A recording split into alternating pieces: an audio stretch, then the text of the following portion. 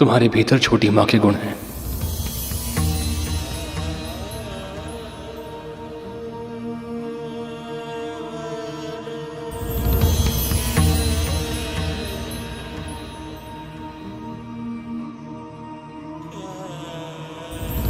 इससे अधिक गर्व की बात मेरे लिए और क्या हो सकती है भैया। माँ ने जब मुझे आशीर्वाद दिया था कि मैं प्रभु विष्णु के चरणों की सेवा में अपना संपूर्ण जीवन समर्पित कर दूं, तो उस समय मुझे इसका महत्व समझ ही नहीं आया था। किंतु आज परमात्मा के साक्षात दर्शन करने के बाद मुझे यह आभास हुआ कि मां ने मुझे जो आशीर्वाद दिया था उसके पीछे मेरे लिए इतने बड़े सुख की कामना छिपी थी।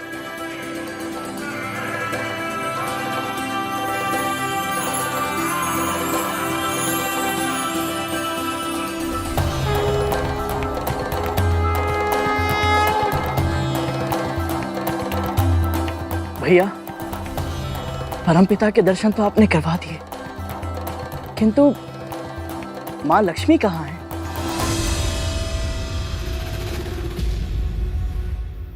मां लक्ष्मी और प्रभु का वियोग हो गया है, और इसी कारण दुखी होकर प्रभु गहन ध्यान में चले गए हैं।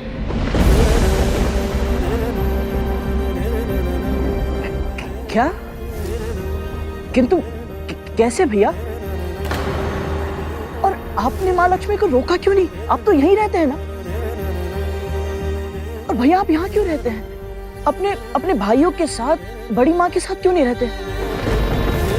और वहां आपका नाम लेना वर्जित क्यों है भैया? शांत हो जाओ गरुड़। इतने प्रश्न एक साथ पूछोगे तो उत्तर कैसे सुन पाओगे?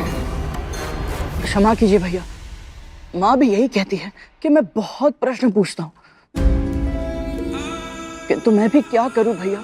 माँ को मैं कितना भी पूछूं वो मुझे कुछ नहीं बताती है, इसीलिए मैं सबसे प्रश्न पूछता रहता हूँ। और जब तक मुझे अपने प्रश्नों के उत्तर नहीं मिलेंगे भैया, मैं अपना उद्देश्य कैसे पूरा कर पाऊंगा? कौन सा उद्देश्य?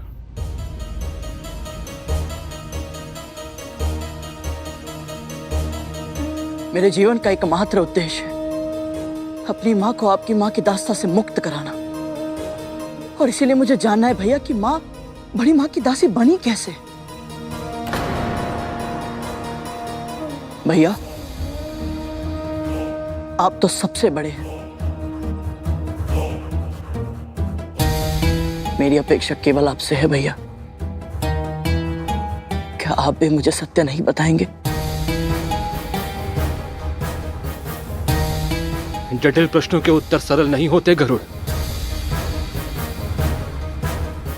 जिस सत्य को तुम जानने का प्रयास कर रहे हो उसे समझ पाने के लिए तुम्हें और भी बहुत कुछ जानना होगा। उनके अतीत का संसार जानना होगा तुम्हें, उनकी परिस्थितियों को अनुभव करना होगा, तब समझ पाओगे तुम कि उन दोनों ने वो मार्ग क्यों चुना जिस पर चलकर वो आज इस स्थिति तक पहुंची हैं। ये कहानी बहुत लंबी है गरुड़। मेरा संपूर्ण जीवन भी इस पहेली को सुलझाने में क्यों ना लग जाए, मैं वो मूल्य चुकाने के लिए भी तैयार हूं।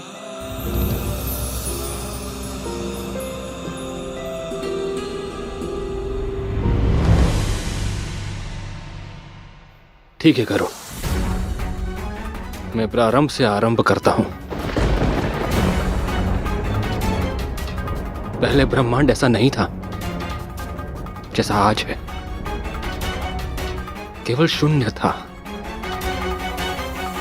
केवल ओम का नाद था चारों ओर।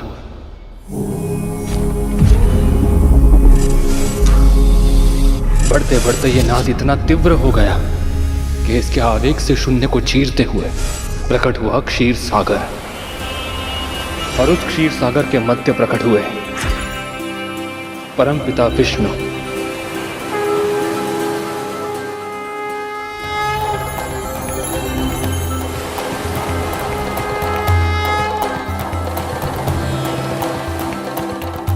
फिर प्रभु विष्णु की नाभि से एक कमल के ऊपर ब्रह्मा जी की उत्पत्ति हुई।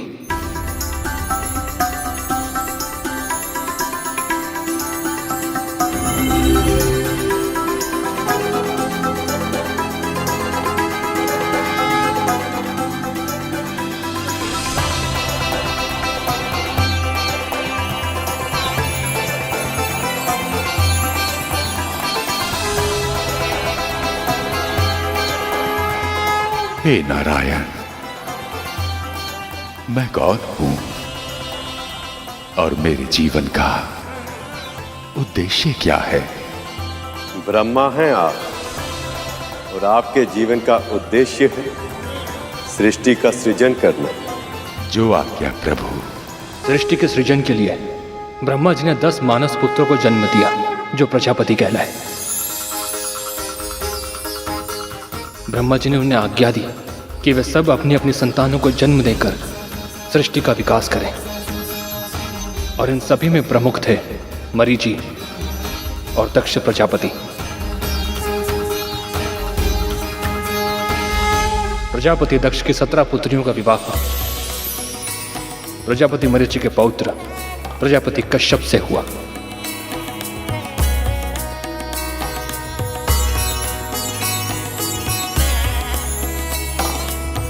इनमें अदिति से देवताओं का और दिति से दानवों का जन्म हुआ। किंतु भैया, एक पिता की इतनी अलग अलग प्रकार की संतानें, ये कैसे संभव है? प्रजापति दक्ष ने सृष्टि के सृजन और संतुलन के लिए नियम बनाए। उन्होंने प्रत्येक जीव की प्रकृति, प्रवृत्ति और आकृति को अलग अलग गुण दिए। इन गुणों के आपसी समागम से अलग अलग जातियों का जन्म हुआ। पिता एक थे, परंतु माताओं के गुण, मनोभाव और स्वभाव अलग अलग थे, जिस कारण उनकी संतानें भी अलग अलग प्रकृति, प्रवृत्ति और आकृति की हुई।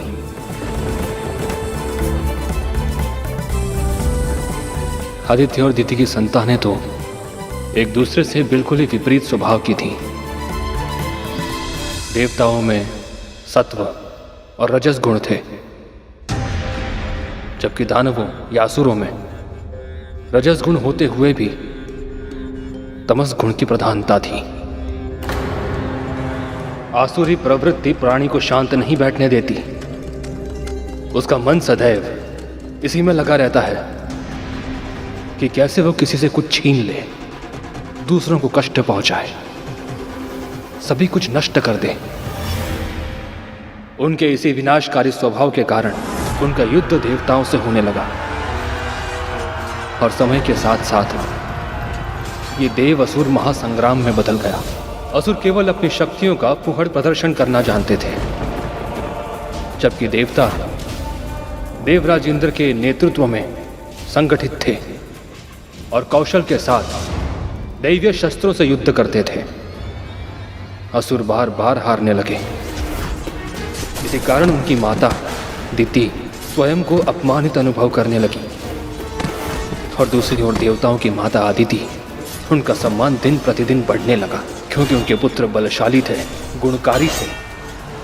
देवी अदिति की, देवी अदिति की, देवी अदिति की, देवी अदिति की, देवी अदिति की।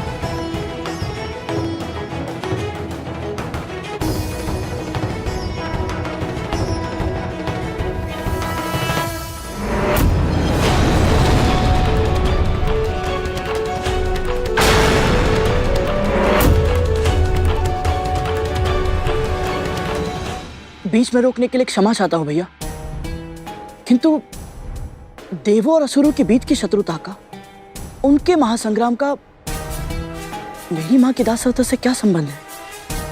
संबंध है गरुड़, गहरा संबंध है।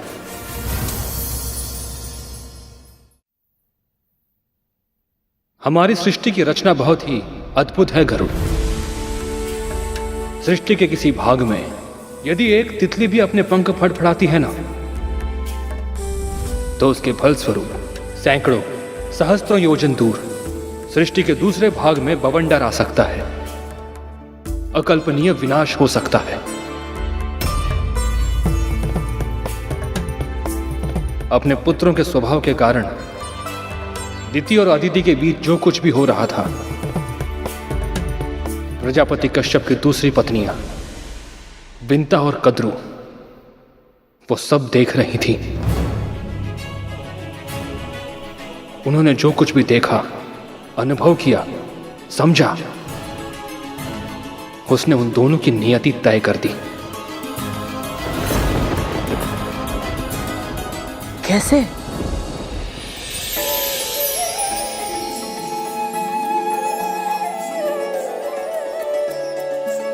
आज जीत के दिखाओ तो मानू। अभी दौड़ समाप्त नहीं हुई दीदी।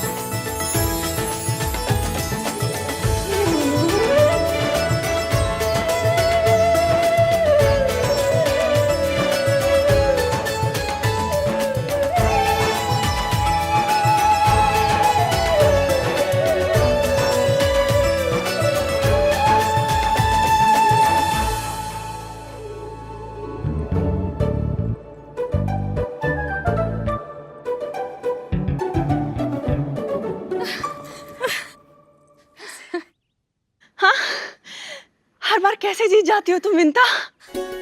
आनंद तो दौड़ में है दीदी, फिर चाहे मैं जीतूं या आप, बात तो एक ही है।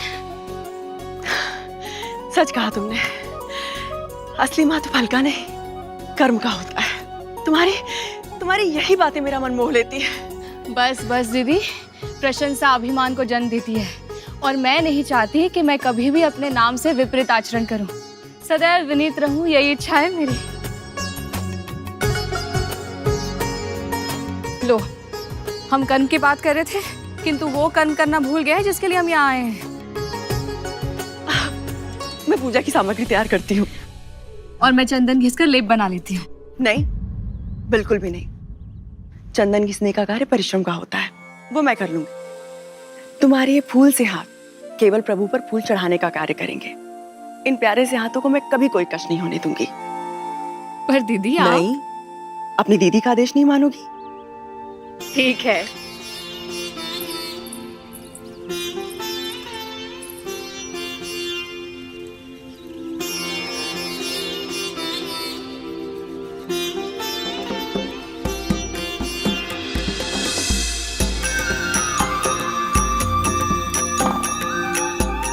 इन दोनों बहनों का आपसी संबंध समझना हो तो उस झरने की कल्पना करो गरुड़, जिसमें जल के स्थान पर बहता था एक दूसरे के लिए असीमित अथाह स्नेह, शब्दों में जिसकी व्याख्या करना असंभव है। ऐसा था इनका प्रेम, अद्भुत, अतुलनीय। जानती हो, मैंने अपने प्रभु से क्या कामना की है कि जब भी मेरे पुत्र हो, वो अदिति के पुत्रों से अधिक शक्तिशाली हो। जितना अधिक बल मेरे पुत्रों में होगा, मुझे उतना ही अधिक सम्मान मिलेगा। पर दीदी, मुझे लगता है कि अदिति दीदी का सम्मान उनके पुत्रों के शक्तिशाली होने के कारण नहीं होता। वो तो इसलिए होता है कि उनके पुत्र संस्कारी हैं। मैंने भी श्री विष्णु से प्रार्थना की है कि मुझे भी ऐसी ही संतान दीजिएगा, सात्विक और सद्गुणी। माँ को इतनी अपेक्षा है मुझसे और मैं उन्हें पूरा नहीं कर पा रहा हूँ, उनको दास्ता से मुक्त नहीं करा पा रहा हूँ। जो फूलों तक को कष्ट नहीं होने देती, उन्हें इतने कष्ट भोगने पड़ रहे, क्यों? कभी कभी अनजाने में हुई भूल का बहुत बड़ा मूल्य चुकाना पड़ता है गरुड़। विंता माँ के साथ भी कुछ ऐसा ही हुआ था।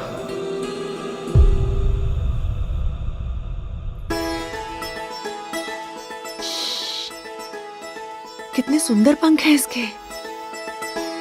ओहो दीदी, इसके देखने, सुनने और सूंघने की क्षमता बहुत अधिक होती है। आप नहीं पकड़ पाओगे इसे। बोल तो ऐसे रही हो कि जैसे तुम पकड़ सकती हो। मेरी इच्छा होती तो अवश्य पकड़ लेती, पर दीदी मुझे किसी को बंदी बनाना अच्छा नहीं लगता। सभी को स्वतंत्र रहने का, स्वच्छंद घूमने फिरने का अधिकार तो होना ही चाहिए ना। बहाने बनाकर ना बात को टालो नहीं। सच तो ये है कि तुम इस तितली को पकड़ ही नहीं सकती। तो लगाओ शर्त। यदि मैंने इसे पकड़ लिया तो? जो तुम कहोगी मैं तुम्हें बनाकर खिलाऊंगी। सच? तो लग गई शर्त।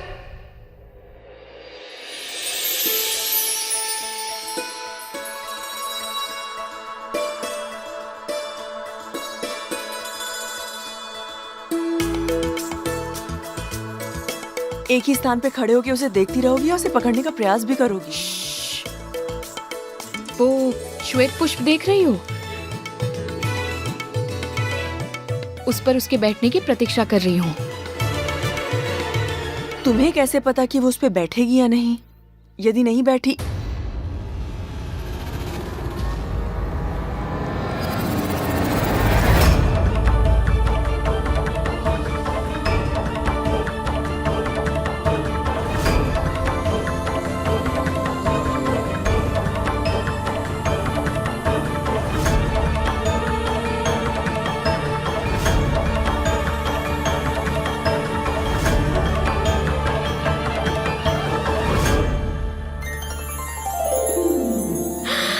पकड़ लिया।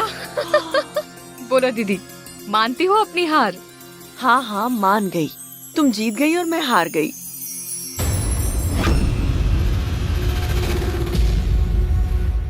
इसका पंख टूट गया क्या? क्षमा करना तितली, तुम्हारी वेदना का पता ही नहीं चला। अनजाने में बहुत बड़ा अपराध हो गया मुझसे।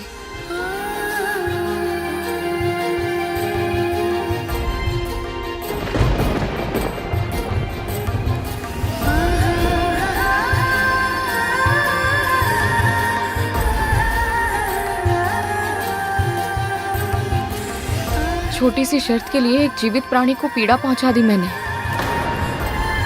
हे प्रभु, मैं प्रण करती हूँ, आज के बाद ऐसा पाप कभी नहीं करूंगी। तुम व्यर्थ ही चिंता कर रही हो। तितली ठीक है, उसे कुछ नहीं हुआ। कुछ तो हुआ है ना दीदी, कष्ट हुआ है उसे। तुम भी ना कितना सोचती हो।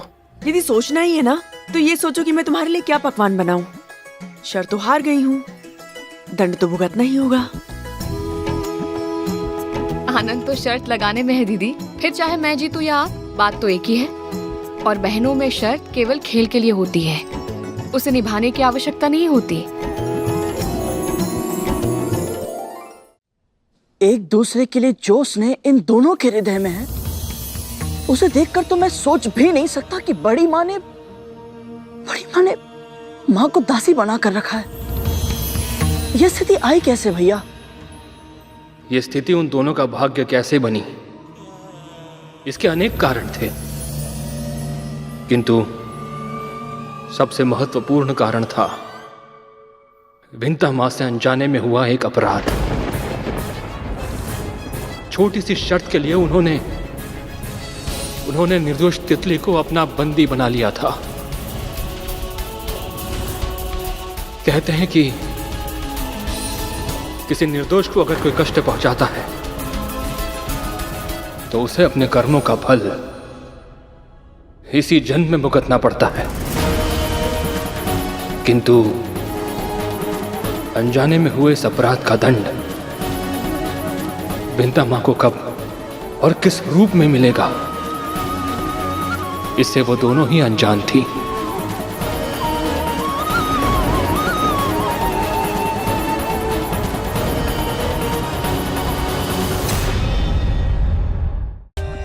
For more updates, subscribe to our channel, click the show links and enjoy watching the videos.